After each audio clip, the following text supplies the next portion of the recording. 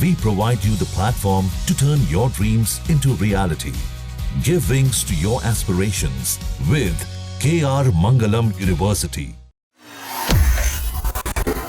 और अब खबर, इजराइल ने सीरिया, लेबनान, गाजा, तेहरान समेत कई देशों से लगातार मोर्चे एक तरफ खोल रखे हैं। वहीं ईरान के साथ तो पिछले 12 दिनों से जंग चल रही है। इसी दौरान उसने ईरान की राजधानी तेहरान पर जमकर बम और मिसाइल बरसाए थे।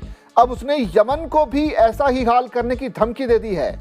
इजराइल ने यमन के उग्रवादी समूह हूती को टारगेट करते हुए हमले किए हैं। यही नहीं, उनका कहना है कि यदि हूती समूह ने हथियार नहीं डाले तो फिर यमन का हाल भी तेहरान जैसा कर दिया जाएगा। निश्चित तौर पर यह जो स्टेटमेंट है अपने आप में बहुत बड़ा है। इजराइल के डिफेंस मिनिस्टर इजराइल काट्स ने ये बात कही है कि यमन के शहर होदेदा में इजराइल डिफेंस फोर्सेस ने ताबड़तोड़ हमले किए हैं। इजराइल का कहना है कि हमारे ये हमले हूती के आतंकी ठिकानों पर हुए हैं। इजरायली सेना का कहना है कि हमने अपने एक्शन के दौरान फ्यूल टैंकों और जहाज़ों को निशाना बनाया है, जिनका एक ही मकसद है कि इस्तेमाल बंदरगाह के पास हमलों के दौरान किया गया। पहले भी इजराइल की ओर से हुदैदा को टारगेट किया गया। इजराइल ने मिसाइलों और ड्रोन्स के जरिए शहरों पर हमले किए हैं।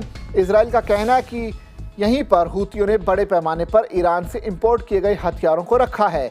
इसके अलावा यहीं से उसकी आतंकी जो गतिविधियां चलती हैं। इजरायली सेना ने कहा कि हमने उन ठिकानों को पहचान की है जहां से हूती आतंकी एक्टिव थे।